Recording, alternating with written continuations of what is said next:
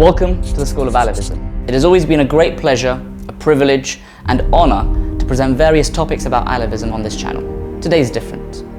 I stand before you to talk about an event which is a breaking point in the living memory of Alevis.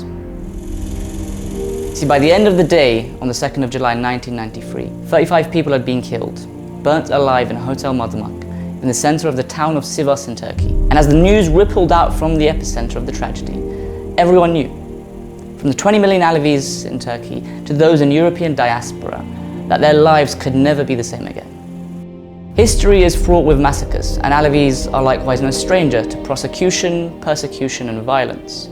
But to start off with, let us set the stage for the events leading up to 1993. Turkey at the beginning of the 1990s was a failing country.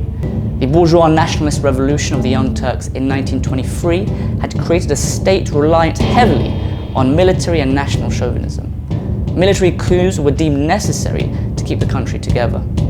The left-wing political movements of the 70s had mostly disappeared, with only the Kurdish struggle for self-determination remaining, and this had materialized into a bloody conflict between the PKK and the military in the 1990s. The arrival of neoliberalism, with Prime Minister and then President Turgut Özal, had dealt a strong blow to the workers and trade unions, all of which opened the doors to the most reactionary religious organizations, working under the guise of political Islam to grow and encompass all levels of civil society. In the immediate lead up to 1993, an individual was put under the spotlight.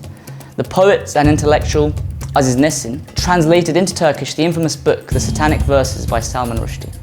This single act would be used as a scapegoat for a more insidious set of plans set in motion, with the media and Islamic groups later blaming Nesin to cover up their parts in the massacre. Now, Sivas historically is an important place for Alevis. The poet, political and religious leader Pir Sultan Abdal lived and was from the village of Banaz in Sivas. So to commemorate him, an annual three-day festival was held in Sivas. For the event, musicians, writers, poets, academics of all fields are invited to perform, present and discuss their work and the life and works of Pir Sultan Abdal.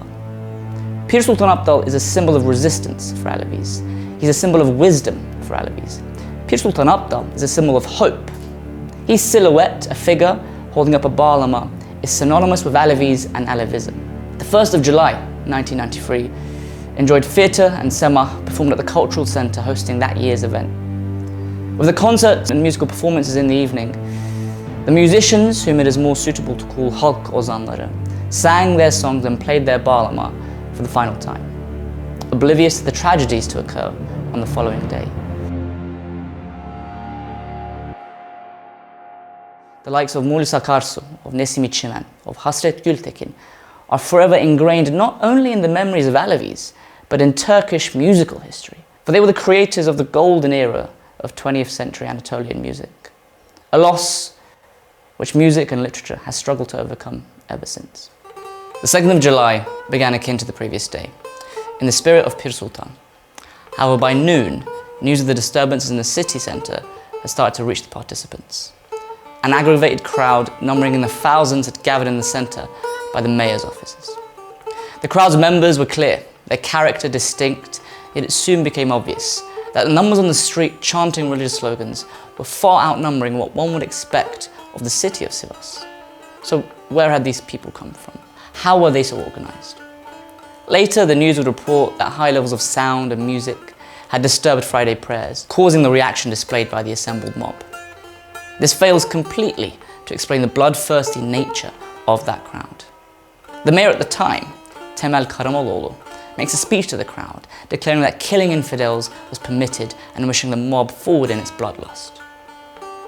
The festival ends early, and the participants are directed to the hotel where many of the guests were staying, to Madımak. Seeking refuge inside, the doors are barricaded, as warnings come in of thousands roaming the streets looking for Alevis to kill.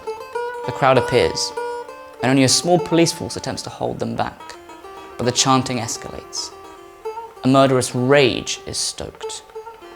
Footage shows a gendarme arriving, a fully equipped military. A ranking officer briefly has a conversation with some members of the crowd before they leave. At that point, the history is set. The Islamists are primed and have nothing to stop them. a fire is lit and the hotel begins to burn. In a short period of time, the entire building is engulfed in flames.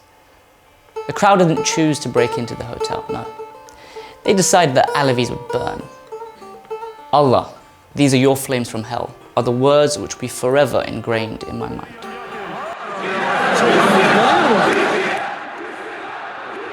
And so we cannot forget. We shall not forget. It takes hours before the Prime Minister Tansu Çiller makes a call to the mayor and the police chief. A clear message is sent. You need to get Aziz Nesin out of there. He cannot be allowed to die. So the fire brigade and military are mobilized. They arrive and manage to pull Aziz Nesin and a handful of others out of the building. Some got lucky, escaping into a neighboring building. But when the fire is put out, the full scale of the destruction becomes apparent. 33 of the participants and 2 hotel workers had perished, many of whom after not being given the time-critical life-saving first aid. In one day, Turkey had destroyed a golden generation of poets, writers, journalists, musicians, intellectuals and philosophers. So let it be clear that we will not forget, cannot forget, the events of that bloody day in Sivas. There are some points to reiterate. The perpetrators were not radical jihadists affiliated to organizations like Al-Qaeda, no. These were the moderates.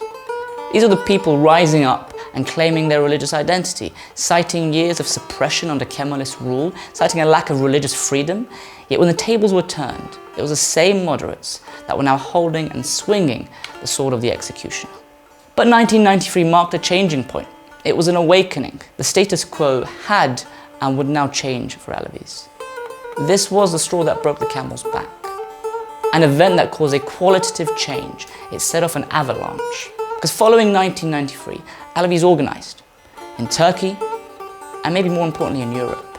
Gaining power through the strength of organization, Alevi cultural centers became an undeniable, irrefutable historical existence. You can no longer deny us. You've spent years calling me a Muslim, sometimes a shaman, an atheist or even a pagan, but no more. Alevis exist, Alevism exists. We do and forever will remember Sivas. This has been a School of Alevism video. Thank you for watching.